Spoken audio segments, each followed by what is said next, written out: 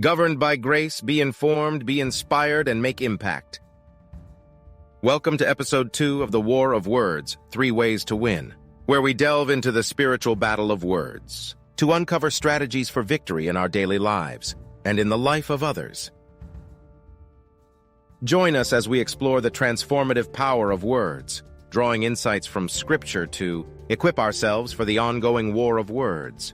Don't miss this opportunity to learn how strategic words, prayerful preparation, and scriptural defense can empower you to speak life and advance God's kingdom on earth. If you missed the first episode, don't worry. You can catch up by finding it linked in the description below. Help us spread this message, like, share, and subscribe. Now picture this: Jesus standing in his hometown synagogue. His reputation had already started to grow. He'd already begun to go around proclaiming, "The kingdom of heaven is at hand." There was a lot of talk about him in the villages. Unrolling the scroll of Isaiah, Jesus released words that would change the course of history. The anticipation in the air is noticeable as he begins to speak, declaring the fulfillment of Scripture and the dawn of a new era.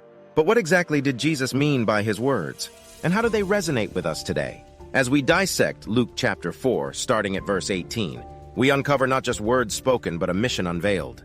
Jesus announces his purpose: to preach the good news, to bring release to the captives, to offer sight to the blind, and to proclaim the favorable year of the Lord. His words hold immense significance, representing more than mere proclamation. They also embody the principles of justice, advocacy, and compassion. So as he reads this, all eyes are on him. In verse 20, Jesus rolled up the scroll, having stopped in the middle of the verse, gave it back to the attendant, and sat down. All eyes of all those in the synagogue were attentively fixed on him. Can you imagine the tension here? They're wondering, what is he going to say? And that's important because they were looking for his words. Little did they know he is the Word. He is the incarnation of the communication of God. And the Word became flesh and dwelt among us, and we beheld his glory. The glory as of the only begotten of the Father, full of grace and truth. The Word was about to issue words. Look at what he said after he reads the text in verse 21. He began speaking to them and said, "Today this scripture has been fulfilled in your hearing." And all bear him witness, and they wondered about the words of grace that came out of his mouth, and they asked, "Is this not Joseph's son?" Jesus illustrates the power of words to initiate change and bring hope. His words represent not just good news, but also the liberation of the downtrodden and the recovery of sight for the blind. When we stop and think about everything Jesus said in these verses, we can sum up the whole thing into 3 principles we can use as a framework to govern our lives. Insight number 1, proclamation. Insight number 2, justice and advocacy. Insight number 3, compassion. Proclamations are words that initiates justice from a heart of compassion. Jesus announced, using his words, that this is what he's going to do, but he's going to do it with compassion. In other words, the disenfranchised, the marginalized, the least of these, the weakest among us can celebrate, because they are no longer going to be ignored. You see, Jesus' ministry was more than just getting people into heaven. If that were the case, then we just get saved and die.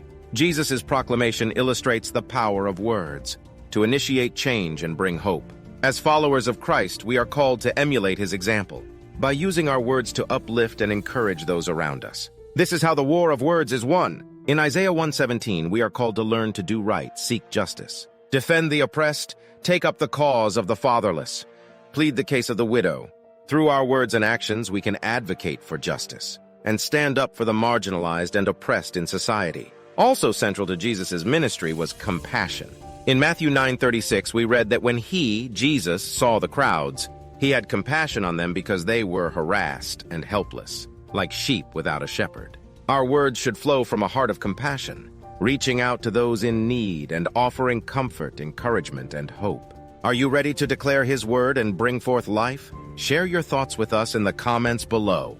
Here's the thing, though. There is another side. Just as God's word brings life to a situation, speaking words contrary to God's word can bring death, meaning deception, deterioration, and struggle.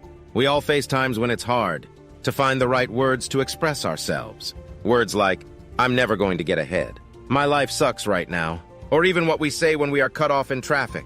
The more of God's word that you have in your heart and mind will prepare you for the war of words. Remember, every time you speak, you are initiating space for something to be created. Depending on what words you speak, determines what you create in your life. Now that's powerful. I pray that the Lord will set a guard over our mouths, keep watch over the door of our lips. Do not let our hearts be drawn to what is evil, so that we won't take part in wicked deeds, along with those who are evildoers. Do not let us eat of their delicacies. Psalms 141:3-4. Our words can hurt or heal, bring life or death, curse or bless. When the devil fiercely attacks your mind, that is when you must allow the written word of God to flow forth from your mouth. Don't ever face the attacks of the devil with your mouth shut. Your mouth is your most powerful weapon. This is why it's so important to understand the rules of engagement. In this war of words, in the midst of adverse circumstances, boldly proclaim, "None of these things move me." If your life is not where you know it should be, boldly proclaim. All of his promises are yes and amen. The doctor tells you about a disease, boldly proclaim, "By his stripes I am healed." Share with us in the comments how you bring glory to his name. Understand God speaks so that we can overcome, so that we can navigate the earthly realm to complete our mission. Remember, we are always a word away from breakthrough. Your words are soldiers. Depending on what words you speak determines what you will create, either life or death. God restores by his words. Our enemy takes us captive by our words. This is why we need to understand how to engage in this spiritual war of words, so that we can complete our mission and bring glory to his name. How can we integrate these insights into our consciousness? Start your mornings by reflecting on these questions. When do you find yourself most tempted to speak thoughtlessly? What's one way you can exercise more self-control in your words today? How can I cultivate a habit of pausing before speaking and ask Holy Spirit for help choosing words wisely? Remember, the war of words is ongoing, but with strategic words from God, prayerful preparation, and scriptural defense, we can emerge victorious in our daily battles. May our words be a beacon of light in the darkness, full of compassion and justice, bringing glory to God and advancing his kingdom on earth. Make it possible for others to see this video. Hit like, subscribe, and leave a comment.